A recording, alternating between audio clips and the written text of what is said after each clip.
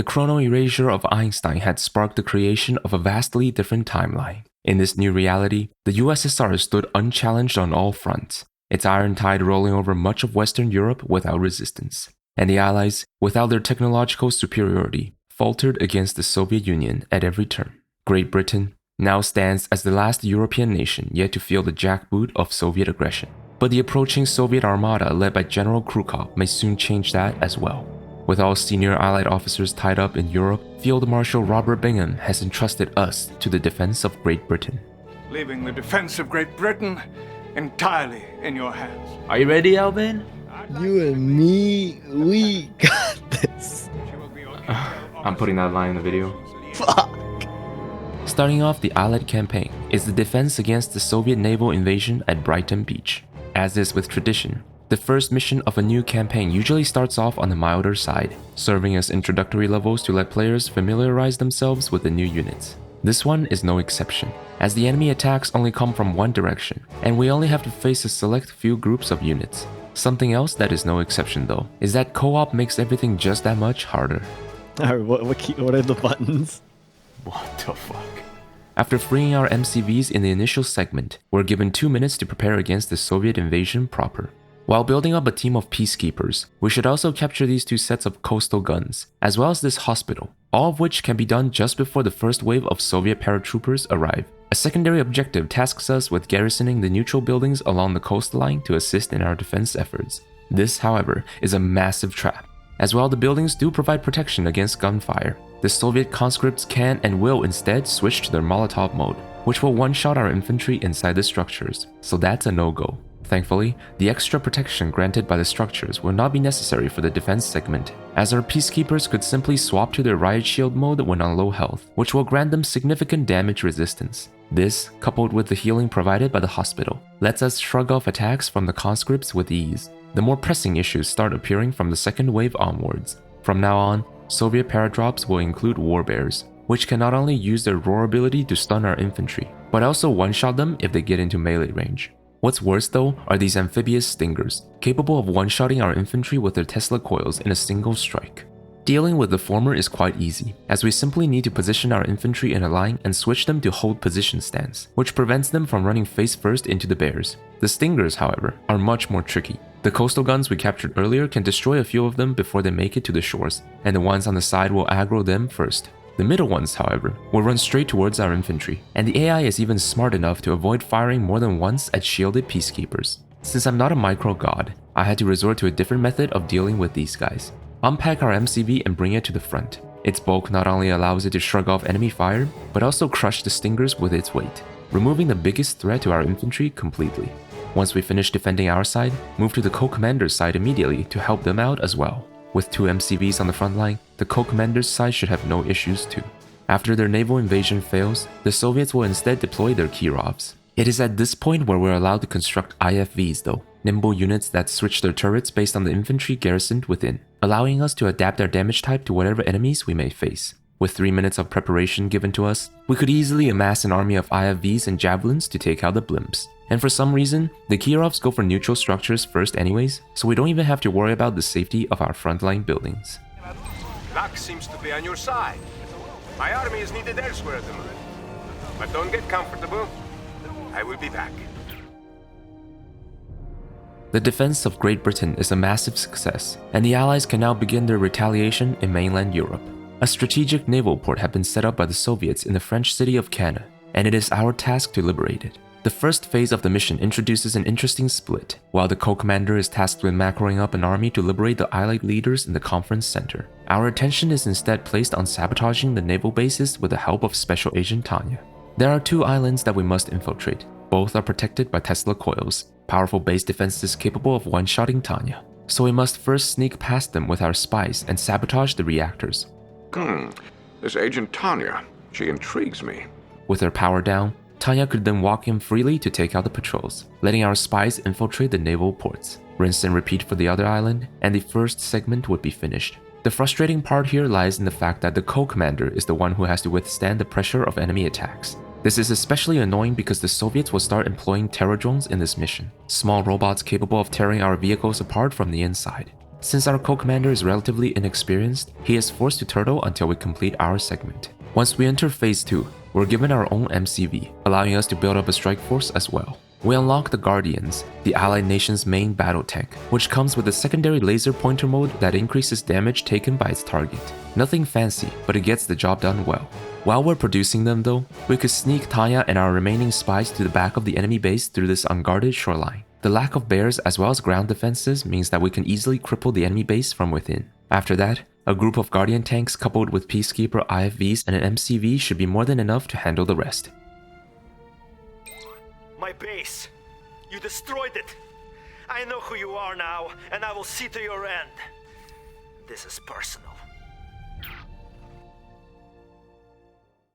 Out of France.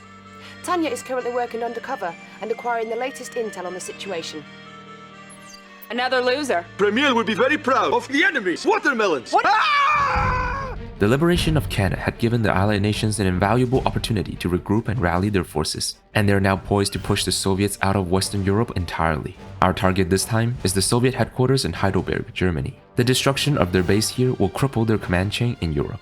We're initially tasked with escorting our MCVs to their designated locations through the nearby river, and are given 4 hydrofoils and dolphins respectively to deal with the defenders. The hydrofoil are essential here, as their powerful anti-air guns make quick work of the twin blades, and their jamming beam allows us to completely shut down the Tesla coil's ability to fire back. This ability of theirs is really strong, and I would have liked to use it in every subsequent mission I could if they didn't like to all target the same unit every time they engaged. The micromanagement is sometimes just not worth it. Once we gain access to base building, quickly build up a strike force consisting of Guardian tanks and Peacekeeper IFVs. Although we're granted access to Vindicator bombers in this mission, we're not going to be using them. Usually, if you're told to try out a new unit in an RTS mission, that unit is either going to be really good in said mission, or it will have lots of counters present because its usage is expected by the mission designers. In this case, the latter is true. The enemy base is filled with flak cannons, which are deadly to our aircrafts if not microed well. Tesla towers are mixed into the defense line as well, so we can't just rely on our ground vehicles to pave the way. Instead, we proceed with a good old-fashioned base crawl tank push.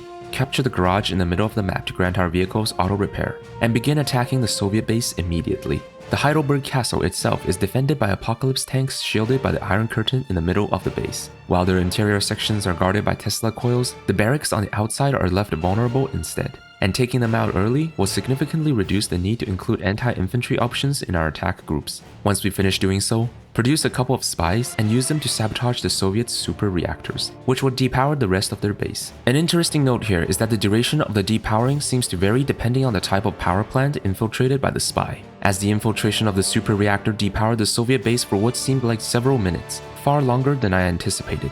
This means that with a handful of spies, we could simply ignore the Tesla coils surrounding the enemy's base. This doesn't mean, however, that we could just simply waltz in, as the middle area is still defended by a large amount of ground units, including several terror drones. Bring our MCV forward to construct a war factory in case one of our vehicles gets infected. A few push and pulls later, we should be able to wipe out the outer base with the help of cryo beams. In the meantime, the co-commander can use Vindicators to free Tanya in the bottom left area.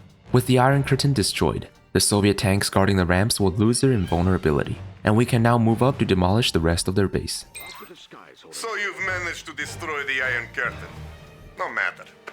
My Apocalypse tanks will grind you to dust, with or without it. He must have forgot. No, don't do it. There's $1,000 down for hookup fees and 6 months lease up front. Shit, that's all you had to say. Bribe the Apocalypse tanks guarding the ramp, and finish the mission by destroying the headquarters. Gentlemen, let's move. Great work, Commander. That went better than I expected.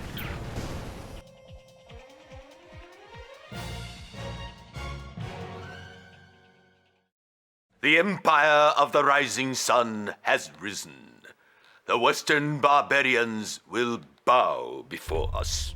While the Allies and Soviets were embroiled in their heated conflict, the Empire of the Rising Sun had been secretly building up their strength, and has now presented themselves upon the world stage. Their powerful floating fortresses sailed into the seas, not only forming blockades against the Soviet Navy, but also striking key Allied choke points across Europe as well. To fight against this new threat, the Soviets and Allies agreed on a temporary ceasefire, and formed an alliance to fight back the Empire. Our first joint target is the Imperial supply base in Gibraltar. Phase 1 is a Spec Ops segment, so there's nothing much going on here besides the funny banters between the two commandos. Oh, I'm sorry, Tanya. Was that your kill? She's really beginning to get on my nerves. Once the airport is destroyed, we enter the base building phase, and it's at this point where you may notice something interesting. The co-commander is using the Soviet arsenal despite it being an allied mission, which, funnily enough, is the case for the next mission as well. It's cool that the temporary alliance in the story actually has some gameplay implications, and it would be funny if it wasn't for the fact that my inexperienced co-commander now has to learn to play a completely different faction. The first objective in Phase 2 is to recover our naval warships to the west, consisting of assault destroyers and Akula subs. We're normally expected to first destroy the Defender VX's defending them, which gives us control of the warships to destroy the nearby Imperial outpost. Because there's a cutscene right after rescuing them, however, they would already be close to death by the time we actually get our hands on them, almost guaranteeing a loss. Since our chances of losing these ships are extremely high, we change the order of operations a bit and go for the outpost first. We're granted a new unit in this mission, the Cryocopter, an aircraft capable of freezing enemies into brittle statues, which can then be shattered by a slight gust of wind from our other units. From what I've heard, this thing is single-handedly responsible for the Allied dominance in multiplayer, hated and loved in equal measures by many. I don't know if that's true, but it's certainly an excellent addition to our force composition. Aside from that though, we still don't have access to Apollo fighters, so we need to use hydrofoils to deal with the jet tengus that would harass our aircrafts. Their jammer mode is also really helpful against tsunami tanks and defender towers. Build up a strike force with twin blades, hydrofoils, and cryocopters, and attack the Western Imperial outpost from the bottom edge. Inch forward with the twin blades to bait the tengus out of the base, then swat them out of the sky using our hydrofoils. The twin blades will then have free reign over the rest of the base. Before we destroy the Defender VXs guarding our warships, we should make some preparations for the next part of the mission. Set up an outpost in the western side for some extra funds and park some cryocopters at this point of the map, as two King Onis will spawn once we enter the next phase, so we need to freeze them before they could do any harm. Once we enter Phase 3 proper, we need to attack the Empire's docks as soon as possible to eliminate their navy production. Despite the bulky appearance of the assault destroyers, even they could not stand up against my arch-nemesis from the Soviet Deathless runs, the Yari mini-subs, who can two-shot our destroyers with their kamikaze attack. There is little room for error against these little fuckers, so a war of attrition must be avoided at all costs. Rush in with a group of cryocopters to freeze the docks before sea wings can come out, then dismantle them with our vindicators. Because we didn't send any ships in, the pre-existing Imperial Navy will not aggro towards us just yet. A large tsunami tank wave will attack us right after this, a particularly bad matchup for us, as the assault destroyer for some reason has like the biggest unit radius, making it really clunky to use them when bunched together. But with our cryo weapons and jammers, we should be able to dampen their firepower enough to ensure our victory. One might be tempted to use the precision strike support power against the attack wave. I for sure was, until I realized that each usage counts as a unit lost in the summary screen for some reason. You have no idea how confused and angry I was when I figured this out, several minutes after I used it. While we're dealing with that, the co-commander needs to prepare for a surprise naval assault from the bottom right area in Phase 3.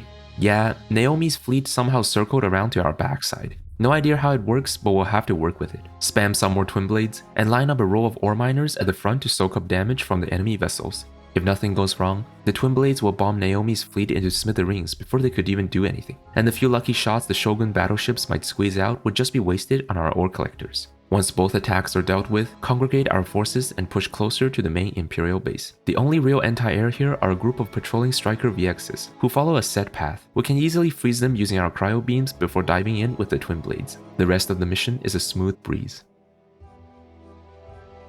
Please tell me we didn't lose anything. Let's go! With Gibraltar freed and the assault destroyers reclaimed, the Allies and Soviets could finally take on the Empire's floating fortress in the North Sea. This megastructure has put a chokehold on all military movements in the area, and its destruction would be instrumental to the war effort. The initial segment tasks us with protecting a salvage ship as it extracts information from a destroyed Shogun battleship. 4 Stingers are destroyed in the intro cutscene, which actually show up in the post-game summary. Per our rules about cutscenes, these deaths will not be counted. Empire units will come towards us from multiple directions, but with the jamming beams at our disposal, the enemies are easily repelled. Phase 2 is similarly painless, as we're tasked with destroying 2 Imperial radar ships. Clear-cut instructions are laid out for us, so we simply need to follow them to pass this part unscathed. The mission seems a bit handheldy at this point, but that's because the rest is going to be a massive struggle. Phase 3 is when the fun begins. We're tasked with capturing 2 Imperial power cores at the heart of the floating fortress. The caveat here is that the capturing must be done at roughly the same time, which will allow us to overload and destroy the fortress. Problem is, however, that the Empire pulls no punches in this mission, having access to nearly their entire arsenal, and their attack waves get really intense really fast. Hell, in the first wave, they come at us with 4 tsunamis and 2 Shogun battleships, which can 1 or 2 shot most of our stuff. And while we do get to build aircraft carriers, they attack by sending drones in. Drones that can be shot down, which are, you know, I never actually tested if they count as units lost, but I'm not gonna bother finding out. Fortunately for us, there is a really easy way to cheese this mission. A lot of funds are provided to us at the beginning, which enables us to maintain several production queues at once. First, build an airbase and 3 Vindicators, and use them to take out the outlying Defender VXs on the floating fortress. Grab the initial prospector that comes with the refinery, and deploy it near the closest island. Then construct a barracks to recruit 2 engineers. In the meantime, build a few hydrofoils and use them in conjunction with the co-commander's mag satellite to deal with the first enemy wave. The attack wave comes towards us in a straight line, which means the mag satellite will be particularly effective against them. Even if we miss a few units, we could just jam their weapons with our hydrofoils. At the same time, build a second airbase to make room for 2 sentry bombers, then stuff our engineers into them. Once we're ready, fly the sentry bombers each to a power core, and drop the engineers right next to them. Since we move so quickly, the enemy shouldn't have any Tengus or Striker VXs out yet, allowing our aircrafts to escape without harm. As soon as the NGs land, immediately capture the power cores to bring a swift end to the mission. Excellent work, Commander. I have no doubt that our coalition would prove to be successful.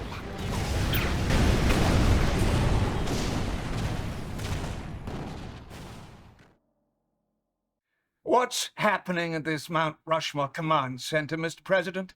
Those Reds are playing you for a fool, my friend. And as long as I'm the president of these United States, I can't allow them to lead this dance. Bingham, you can thank me later when this is all over. When what's all over? Ackerman! Oh, God. He's clearly out of his tree. You need to stop him, Commander, before he undermines our alliance with the Russians. Things have been getting a little too chummy between the Allies and the Soviets, and President Ackerman is having none of that. The popular American figure and those who follow him have staged an insurgency, and is holed up in his base in Mount Rushmore. We must bring an end to him before he can fire his super weapon. Phase 1 tasks us with the destruction of the communications tower, which blocks Ackerman from sending in the super weapon codes. We're given Tanya, as well as some spies and engineers, enticing us to capture this outpost nearby. This is a trap though, as it would stretch our defense line too far out in Phase 2. Simply deal with the mission using Tanya, and leave the NGs in the back. Once Phase 2 begins, the map will expand to reveal Ackerman's main base. Now that the comm tower is destroyed, the president decides to deliver the launch codes personally. His limo will start circling around the edges of the map, and if he gets to the end, it's game over for us. The standard strategy here is to use a cryocopter to freeze the invulnerable limo, which gives us ample time to deal with the Rushmore firebase. The president doesn't take too kindly to becoming a sitting duck though, and his airbase will always use their slots to produce Apollo jets, which fly towards the location of the limo where our own Apollos and cryocopters would be. This kind of mirror match has always been what I feared, because that means I can't rely on the difference in armor and firepower to save my units like I can do against MiGs. Also, jets in Red Alert 3 like to do a U-turn when ordered to fly the opposite direction, so there is really little room for micro on my end. The worst part is though, that several minutes after Phase 2 begins, a cutscene will trigger, which reveals one of Ackerman's big laser heads defending his base. What the hell is this? This cutscene also spawns 3 friendly Guardian tanks, which are promptly destroyed by the desecrated monument.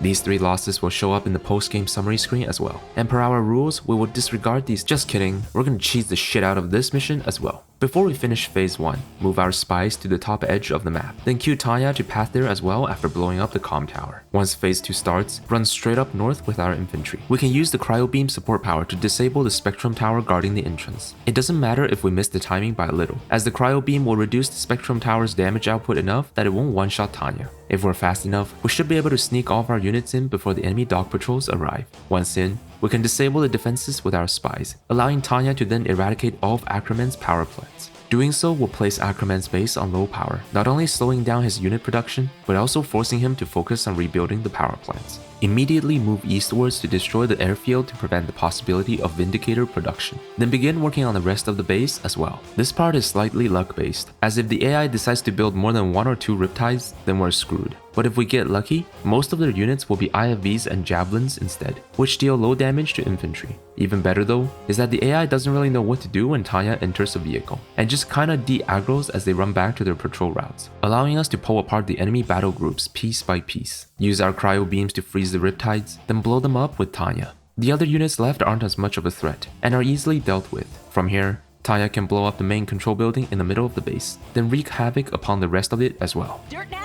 Must have been the wind. If we move fast enough, we should be able to do all of this before the 3 scripted Guardian tanks arrive. Without the control building, the laser heads can't fire their beams, and thus the Guardian tanks are saved. Once the Rushmore firebase is destroyed, President Ackerman will be teleported to an airbase in the southern side of the map and attempt to flee aboard a helicopter. By this point, however, we should have built up an Apollo squad already. Lift them up to bait the President's Apollos towards us, then use the multi-gunner turrets in our base to destroy the enemy air escorts. Finally, eliminate the President of the United States with our fighters.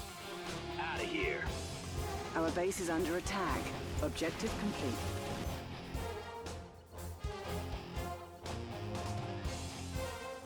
We did it, Commander.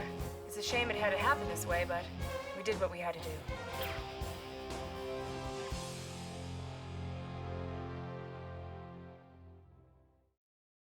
With the stubborn president eliminated, we can now refocus our attention on the Empire of the Rising Sun. The Allied intelligence teams have just obtained knowledge that all the leaders of the Imperial High Command will be holding a meeting in Tokyo, giving us an invaluable opportunity to cut off the head of the Empire. The Soviets are heading over there with their naval fleet as well, and our forces will clear a path for them. Contrary to previous missions, we're given a fully operational base at the start of this one, so it should be pretty clear that something is off. Indeed, there are 2 caveats to this mission. The first is that the Soviets aren't actually coming to help us. Quite the shocker, but at least that means we won't have a bunch of useless friendlies that we need to defend for the rest of the mission. The second caveat is that once Phase 1 finishes, Tatsu will unleash his psionic decimators on our base, destroying everything but the construction yard, and the units outside the blast radius will instead be reduced to 50% HP. There really isn't a way to avoid these decimator attacks, so I'm going to use the cutscene death rule for the 15 and 11 structures lost by me and my co-commander respectively. As a compromise, I will refrain from building any additional buildings during Phase 1.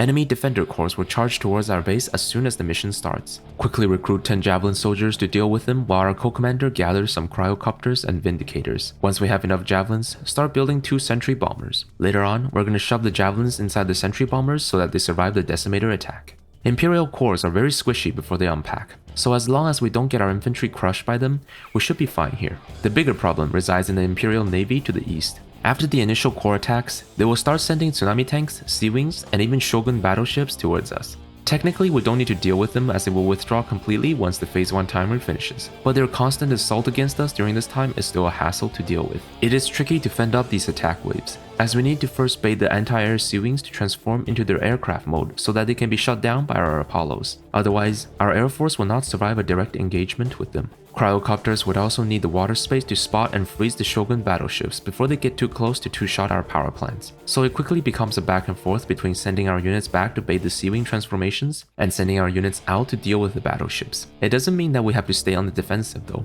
As we beat back the attack waves, use our sentry bombers to destroy the outlying defender VXs, then fly in with our cryocopters to freeze the Imperial docks solid, stifling their production. Once the timer ticks down and Krukov appears to deliver the bad news, grab all of our units, including the prospectors, and send them all away from the island. Queue up a power plant, and wait for the cutscene to trigger. Soon after, Tatsu will fire the psionic decimators on our base, triggering the next phase of the mission. Looks like your friends have deserted you. Maybe they could see that you've already lost. Warning. A psionic decimator has been launched. Cryoshock ready. Our base is under attack. Low power. In Phase 2, the map expands to reveal the entire Imperial base in Tokyo Harbor, and we must take out 4 groups of key structures scattered throughout the map. The Shirada Docks, the Toyama High Command, the Tenzai Robotics, and the Nagama dojos. To help us with the task, 2 chronospheres will be delivered to us, with the chrono shift ability ready to fire immediately. An empty zone is also revealed to us on the other side of the map, giving us a perfectly safe spot to chrono shift to. Before that though, we have another issue to address. Remember when I said the decimator will leave all units not within its blast radius at 50% HP? Well, apparently this causes our aircrafts to catch on fire, which makes them slowly lose HP over time and even crash landing eventually. I've never noticed this mechanic in the game before this moment, and honestly I did not expect it at all. I mean, it makes sense if you think about it, but in a game with goofy Russian warbears and giant weeb mechs, the fact that they went out of their way to include something more on the realistic side is pretty funny to me. Thankfully though, this is where the power plant we queued up earlier comes in handy. Deploy said power plant right after the cutscene finishes, and immediately unpack our MCV and chrono shift it to the other side of the map. Doing so will grant us a huge amount of cash, which we will use to construct an airbase for it to repair drones, ration our aircrafts back, and systematically repair each of them. We don't have enough time to heal all aircrafts back to full, so as soon as one isn't on fire anymore, send it far away and let another aircraft be repaired instead. With any luck, we should be able to prevent all of our aircrafts from crashing. With that out of the way, we can now focus on attacking the Empire. I didn't mention this earlier, but when we chrono shifted our MCV to the other side, we were also given a reinforcement team consisting of 2 Mirage tanks, new advanced anti-vehicle units, and more importantly, 2 Athena cannons, long-range artilleries equipped with a barrier projection ability, which is especially helpful for the rest of the mission. These siege weapons are our only ground units that outrange all of the Empire's defenses, including their wave force towers, and the barriers can not only protect us from kamikaze attacks, but also shield our units from rocket angels, chopper VXs, and sea wings. Use them to take out the 2 wave force towers en route to the psionic decimators, then demolish the Empire's super weapons before they can fire a second time. Several King Onis will be patrolling this area, and will use their charge ability as soon as they spot us. We can exploit this by hiding behind the Imperial walls, as they slow down the King Onis during their charge. The Athena cannons could then destroy the mechs before they can close the gap. With the biggest threat out of the way so soon, we can now take our sweet time with the rest of the mission. Begin working on the other 2 bases near us. Our combination of IFVs, Mirages, and Athenas should prove insurmountable against anything the Empire has to offer. While that's going on, the co-commander should instead focus on taking down the Imperial docks to the east, as well as defending our initial island base. Enemy air units will attempt to harass us down there, but the AI is really hesitant to engage defense structures for some reason, and a couple multi-gunner turrets will easily dissuade the indecisive attackers. Enemy commando detected. Bye-bye. All we have to do now is to rely on the long-range attacks of Athenas to slowly clear out the remaining bases. The only other notable event left is Tatsu's fleet, which will arrive on the battlefield several minutes into Phase 2. You primitive Gaijin! How dare you attack Tokyo! Primitive Gaijin! How dare you attack Tokyo! Enemy base detected. New objective received. Damn, that's a crazy fleet. It's crazy fleet, I know. Leave the island base for last, as their Tengus and defender towers make it difficult to assault them directly. Use our Athenas to chip away at their shore defenses, which will draw aggro from their VXs and Tengus. Take those out, then fly in with our cryocopters to freeze their production buildings, before bulldozing through the rest.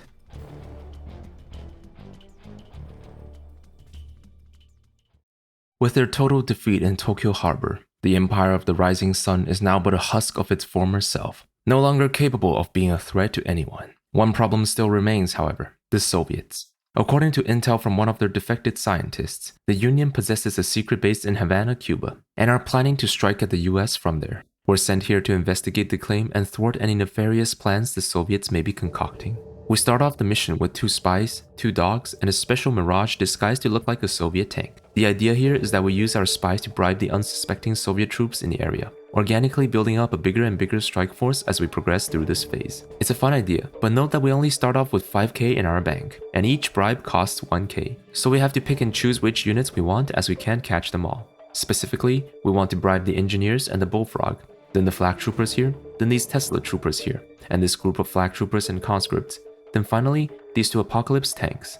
By the end of this, we should have 3 Tesla troopers, 8 flak troopers, 3 combat engineers, 2 conscripts, 2 apocs, and 1 bullfrog. The conscripts and dogs are useless, so we shove them into the bullfrog and send them off to the 2 ore refineries in the west, where our co-commander's base will be later. Out of sight, out of mind. There's a recurring trigger here that spawns a damaged hammer tank, which slowly moves towards the grinder before recycling itself. The trigger condition seems to check that there is always 1 damaged hammer tank present. If not, then it spawns another one. We can exploit this to level our 2 Apocalypse tanks to elite status, which will be very helpful later on in the mission.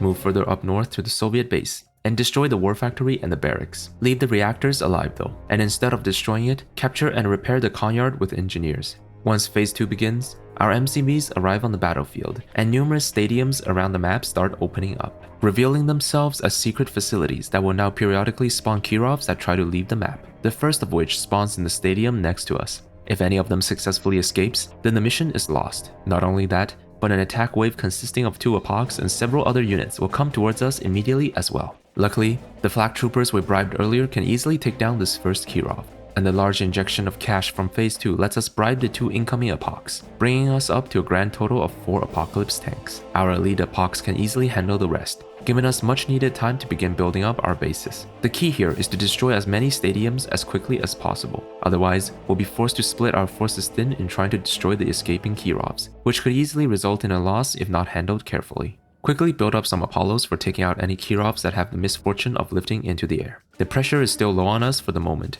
so we should use this time to destroy the closest 2 stadiums. Switch our flak troopers to magnetic mine mode, which deals significantly more damage to structures than the flak guns, allowing us to quickly take out the 2 stadiums in the west. In the meantime, unpack our Soviet MCV and push into the middle of the map. Use the MCV as an aggro magnet so that our Apocs can peacefully demolish the launch facility in the middle. The AI would have created several twin blades at this point, and will send them against us immediately, so we need backup from the co-commander's Apollos here as well. So far, everything has been pretty easy for us, but it quickly becomes troublesome when we start pushing further eastwards, as the enemy will start sending out their MiGs, which are extremely deadly to our Apollos if there are more than 2 in a group.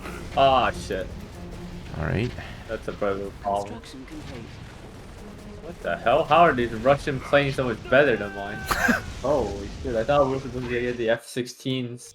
Since our Apollos are useless in the main push now, we should free up our co-commander to deal with the Soviet naval harassments, and make a few IFVs for some ground-based anti-air ourselves. This may seem like a bad idea against the Twin Blades without Athena's protecting us, but there are 2 major weaknesses we can exploit to compensate for this. One is that we can let the Apocs stand in front of our IFVs, making the Twin Blades waste their rocket bursts on our beefier units. The other is that AI-controlled Twin Blades aren't capable of firing on the move, meaning we could reverse move our IFVs to kite the Twin Blades effectively, dramatically reducing the damage they deal to us. Once all Twin Blades are down, send our Spies into the reactors we left alive earlier, which hampers the AI's ability to quickly replenish their air force, move fast and destroy the production buildings with our Apocs, and then the Northeast Stadium. The only thing left after that is the Southeast Stadium. Park our MCV at the front and erect a few Spectrum towers to finish the job.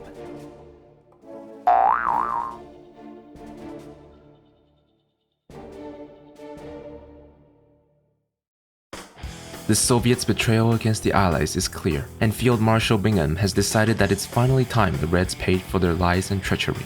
To facilitate the complete and utter destruction of the Soviet Union, our forces have concentrated at the impregnable fortress city of Leningrad, where all of Cherdenko and Krukov's forces have gathered. It is up to us to bring down the Soviet Union for good. We start off the final mission of the Allied campaign with 2 shrunken MCVs. Their speed and agility make it easy to bypass the enemy patrols. Deploy them at the designated zones, and we will each receive 5 Mirage tanks as reinforcement. They are more than enough for clearing out the starting area, and we can even level up 2 to 3 of them to elite status. After all enemies are eliminated, we enter Phase 2.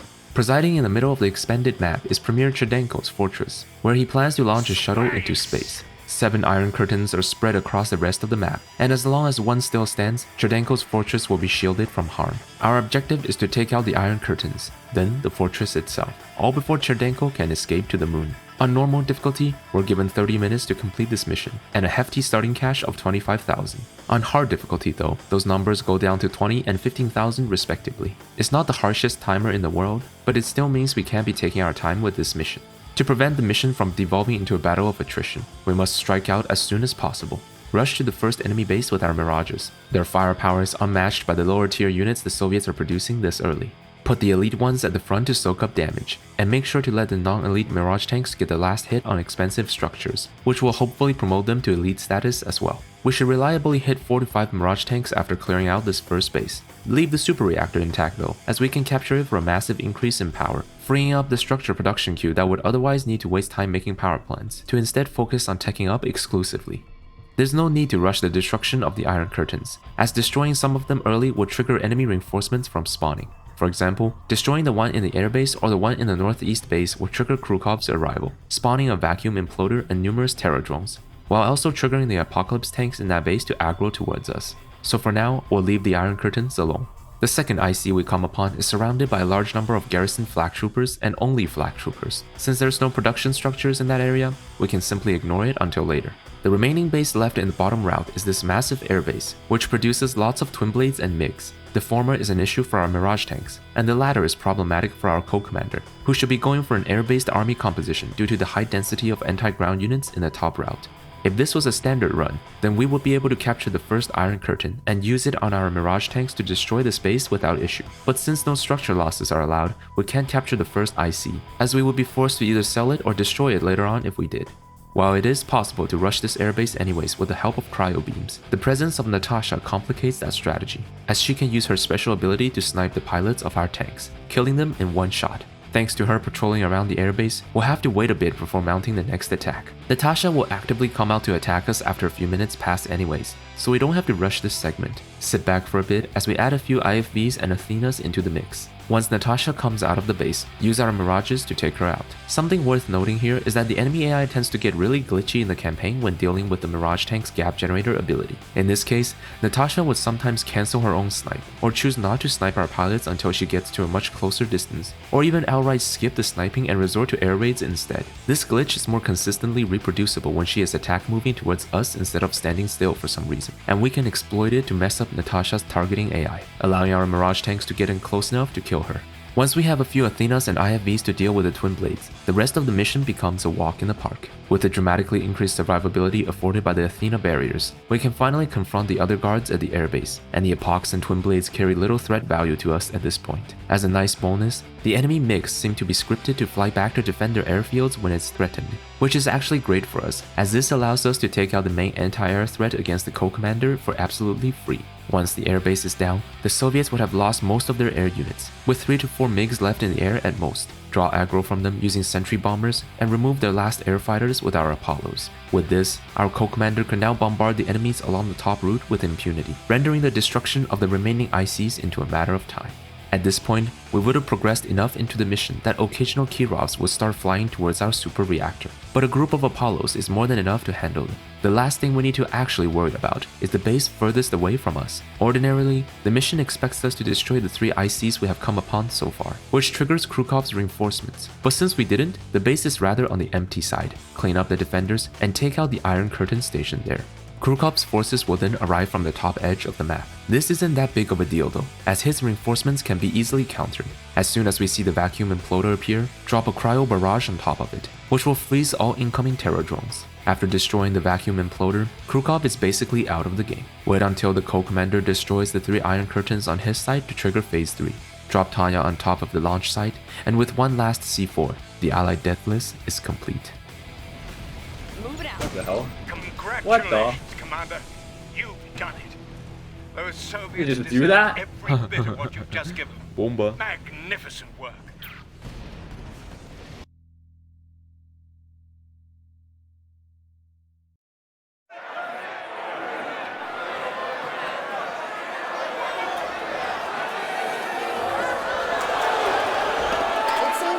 Days ago that this brilliant new commander was called to lead the Allied nations at a desperate hour. And now with freedom restored and the Soviet leaders confined to a cryo prison, our hero may finally find a little time for some rest of his own. You didn't forget my invitation, did you, Commander? I was hoping you were free this evening. Not bad, huh, Commander? I clean up pretty good. How about celebrating over a drink tonight? I know this great little pub in Soho. Commander? Look familiar? Scenes like these are happening all over the galaxy right now. You could be next. That is, unless you make the most important decision of your life.